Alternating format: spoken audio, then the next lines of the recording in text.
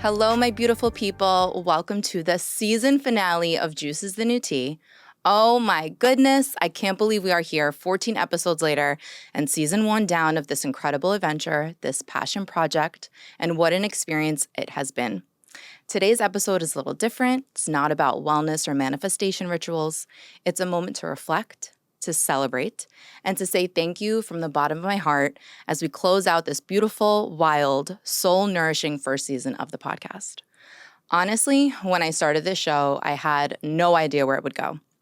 I just knew that I had something to say, and I had some incredible people in my life who were doing the work, healing, growing, pivoting, and living with purpose. And I thought, what if we could share these conversations with the world? So that's what I did. And with anything new that you launch, you never truly know how it's going to be received. You just put your heart and soul and create from a place of gratitude, of authenticity, and hope for the best. And ultimately, with Juice is the New Tea, that's what I did. But this podcast didn't just teach me through guests, it taught me through the process. And this has been a journey, which if you know me, you know that I love the journey. I value it because in truth, the journey is really everything. Creating this show reminded me that consistency is key. Even when you're tired, especially when you're unsure, you go for it anyway. And I learned that creating for yourself and no one else is the purest form of success. So truthfully, I was reminded to stop chasing this idea of perfection and started chasing and sharing from the heart. So nothing is ever perfect because truly what is perfect to one person will not be considered perfect to another. So we're all chasing this unattainable, objective idea of what perfectionism is. So trust that what you have to share or say and the way that you do it will resonate with people. You, me, we are all one of one. And most of all, I learned that showing up for yourself is a spiritual practice. Showing up for yourself means honoring your needs, your energy, your voice, and your truth consistently. And that kind of commitment, that's sacred.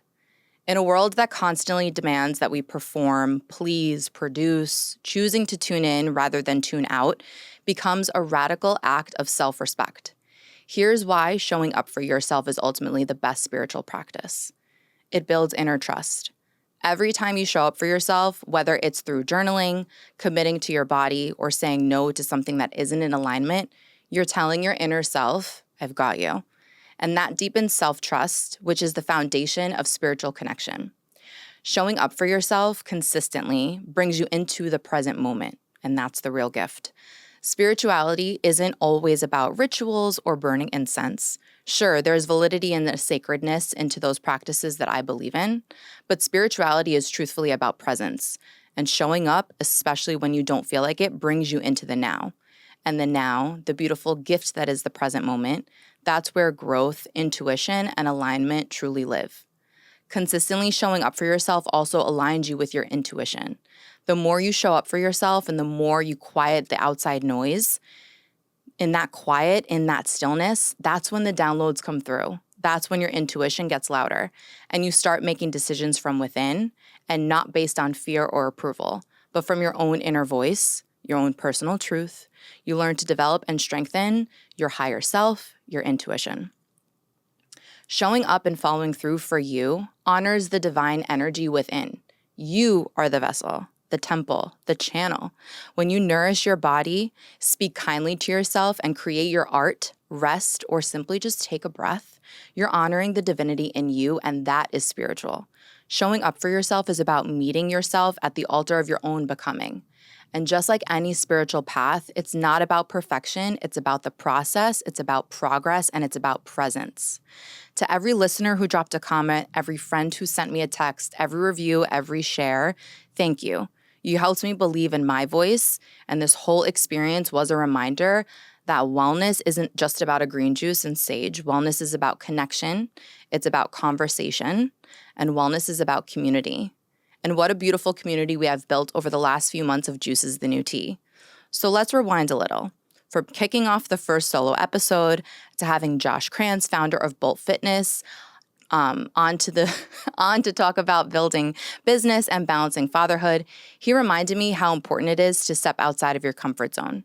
I completed my first solo high rocks competition in the midst of filming season 1. And that process of training with Josh and running my first solo competition was honestly one of the hardest mentally and physically challenging things I've ever done. But the reward, priceless. Stepping outside of your comfort zone is important because that is where the real growth, the real magic happens. Comfort keeps us safe, but it also keeps us small. When you stretch into the unfamiliar, you build resilience, you discover new layers of yourself, and you open doors to opportunities you wouldn't encounter otherwise. It's how confidence is built, not by staying where it's easy, but by proving to yourself that you can do hard, uncertain, and bold things, baby. Then there was the episode where I sat down with Jimmy the Green Giant, founder and owner of the Panacea, a plant-based superfood company, and we dove into his wellness journey from the feeling overwhelmed by conventional nutrition to passionately embracing sea moss, shilajit, and energetic living. Jimmy shared his pivot to plant-based nutrition and how superfoods like sea moss transformed his vitality, his energy, and overall his sense of wellness. We explored one of my personal favorite algae, sea moss, and its abundance in nutrients and uses. Sea moss rich in minerals like iodine, calcium, magnesium, and its supportive role in gut health, immunity, and skin. We unpacked the benefits of shilajit, an adaptogen used for energy, longevity, and stress resilience, and how it supports physical and mental stamina. And we talked about launching the Panacea with intention, offering high vibrational wellness tools while staying grounded in ethical sourcing and sustainable practices, in which he emphasized the power of leading with authenticity over chasing wellness trends. One of my favorite bits of that episode, despite the fast-paced life, Jimmy reminded all of us, myself, to stay rooted and centered using daily rituals like mindful movement, breath work, and ritual, yes, even with sea moss, to anchor our energy. It was super dope to sit down and connect with someone in the wellness industry who I've known actually for like 10 years, who is genuinely sharing his passion and knowledge of product with the community he's built. And then there was my episode with Lisa Marciano. She is a licensed Jungian therapist and author and co-host of This Jungian Life. And together we explored dream work, symbolism, and I was reminded that the unconscious speaks when we're willing to listen, and that it's our intuition is a form of intelligence. During that episode with Lisa, she walked us through the mystical terrain of dreams, my favorite, and the subconscious. The biggest takeaway from that episode were dreams are deeply connected to our emotional processing. And she shared with us research from Harvard Medical School that showed that REM sleep, the stage when our most vivid dreaming occurs, is critical for emotional regulation and memory consolidation. This means that our dreams are actively helping us to process emotions, especially unresolved ones, while we sleep. In other words, your dreams are your subconscious trying to make sense of what your conscious mind hasn't had time to feel. Holy shit, make sense of that. And that fascinates the fuck out of me. I'm sorry, but it does. We spend a third of our lives asleep. So aren't you curious to know what our brains are actually doing, exploring deeper meanings of our dreams? I don't know about you, but that episode with Lisa, I began writing to my dreammaker every night, asking for its help processing X, Y, and Z, and more often than not, I woke up with an answer from my dream. It was super cool. That type of insight encouraged me to go a little bit deeper. Lisa also shared, according to Carl Jung, that our dreams use symbolic language to express parts of the psyche that are hidden or underdeveloped. He called this the language of the soul, and I loved that. While some dream symbols are universal, like water equals emotion, their meaning always depends on your personal experience and emotional state. Dream symbols are messages from your unconscious, designed not to confuse us, but to guide us. And I felt like that was such a relatable episode. I had, right before I met and connected with Lisa, set an intention of having a dream interpreter on the show. And shortly after, I had such a triggering dream that I woke up and that dream stayed with me throughout the day. And I remember laughing like, okay, is this because I reached out to the dream interpreter so the universe is giving me something to work on or discuss with her? Like it was just little synchronicity. And my conversation with her reminded me that healing doesn't always come in a straight line. It comes in symbols, in dreams, in the things that we're willing to explore without needing immediate answers.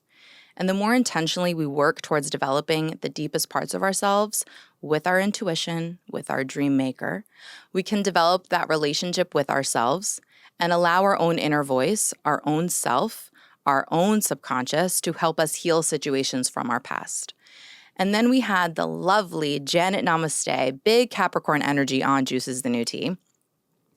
And I realized too that also almost all of my guests were earth signs, God bless. And obviously next season we'll have to have an astrologer on. But having Janet on was such a gift. She was someone who, when I reached out to her, I wasn't sure if she was even going to answer, despite the fact that I had briefly met her and connected with her at a workshop a few months prior. But it had been some time since we had connected. And when she agreed to come on, and when we had that initial touch base call for the episode, I knew that the episode was going to speak to my soul and that it was going to be extra juicy. We spoke a lot about past lives and soul connections that we carry with us throughout lifetimes. And it's undeniable that there are some connections in our lives that feel different. Some people just drop into your life and stir something up within you. They feel familiar. The connection is instant, magnetic, like you've known this person before this version of you existed. So from a spiritual perspective, these are often called soul connections, relationships that span beyond this lifetime. And they may come in the form of a partner, a friend, a sibling, a mentor, or even a temporary encounter that alters your path in some small yet significant way. Ultimately, the experience with the past life regression gifted me healing. And the conversation that I had with her on the show, I know gave you all insight on how to approach some of our most beautifully yet challenging relationships in a different way. Soul connections aren't always soft and romantic. Sometimes they show up to trigger growth, awaken truth, or help us to complete karmic cycles. So you may feel an intense pull or familiarity, even if the relationship is brief or challenging. And what I learned from my experience with Janet and that first guided past life regression session that I had with her was that true soul connections honor freedom. They often show up to support a chapter of our evolution and not to control it. They mirror your shadows and your light, but invite you into deeper self-awareness and growth. And now imagine if we all approached our relationships with this in the back of our minds. I mean, it would be different. And then I had my beautiful, hilarious friend Michelle, the host of Taking It Personally, come on, and she courageously shared her experience of dealing with postpartum depression and then transitioning that into motherhood and finding her passion in comedy, which reminded me that A, I have some powerful, badass women around me, and B, that what can be sent to break you or challenge you is really just an invitation to find your voice, to reconnect to your passion, and to breathe life into your purpose. She didn't let the challenges of new motherhood stop her from reinventing herself. She took her power back and she started something new. And then there was the episode with Kia. Damn, another powerful, resilient badass who dropped some incredible gems on protecting your energy when dealing with a diagnosis and how you can even transmute that experience into being something incredibly activating for your soul's mission. She shared her personal journey and her personal experience with chemotherapy and radiation, and even dropped some holistic practices that kept her mentally and emotionally strong during that experience. If you haven't yet listened to that episode, I highly recommend it. It's super powerful. Clearly, there's a reoccurring theme here with each of these guests that I had on, that every experience we encounter is divinely designed for us, to bring us closer to our own unique mission. And that perspective is what birthed the work that I do. So it was incredibly special to be able to connect with other individuals who approach each adversity presented to them with that same intensity of, this might be happening in my life, but I'm not going to let it ruin me. I'm going to allow for this experience to be an opportunity of renewal, a renewal of me, my perspective, and ultimately the life that I'm creating for myself. Then we had the super fun and lighthearted dating episode where I got together 3 girlfriends to discuss our dating episodes and our dating experiences, that was wild, in 2025, which gifted me a few things. 1, that cleansed cocktails will be happening in 2026 because that pineapple, cucumber, jalapeno, and tequila juice that I made us was so fire. And 2, I am back on the dating apps and no, nothing exciting to report yet. It's been brutal. But in truth, and this goes with everything, The outcome will only be as good as the intention, care, and the effort that you put into it. So if you're not creating this space for someone or something to enter, it simply won't happen. If you approach something with curiosity, excitement, a sense of worthiness, the response in the return will exceed your expectation. So the time that I had with Claudia, Brenda, and Steph, and the perspective each of them gifted us and me, was that in order for anything magical to happen, you just simply have to put yourself out there. And then with Big Al and Vicky, they gifted us all a ton of laughs and some major gems when it comes to love, life, and marriage, and showed me that love doesn't have to be perfect to be powerful. That was really such a fun episode. Family friends of mine, they went viral overnight with now 58.7 million views on one freaking TikTok video. It's crazy. And now they're literally America's sweethearts. The insight they shared on love and marriage, one clip we had Vicky talking about how they have rules to their date night, went viral with the last I checked, over 150,000 views. It was crazy. And listeners loved how they keep their weekly date nights together and that talking about children, money, and work was off limits. They taught me that humor is medicine and that sometimes the most healing thing we can do is just be seen in our realness, unedited, unfiltered, and unbothered. And then my last episode that I had with my sister, Demetra, a CEO, mama, and magnetic manifester, I was reminded that abundance isn't something that we need to hustle for. It's something that we just simply remember. It's an energy that we tune into. And she reminded me that synergy, strategy, and sisterhood go hand in hand, and that the juggle between being a businesswoman and a mother isn't all about balance, it's about being in flow. And I'm so grateful that my mommy gave me a sister. She reminded me the importance of trusting your own professional process, which she reminds me of every single day. And that gratitude is not only the magnet for miracles, but it's a magnet for money, abundance, and for that opportunity. When we send money out into the world, our abundance, we always send it with gratitude. And that you, me, we are always provided for. We circulate our money. It always comes back to us because money loves us.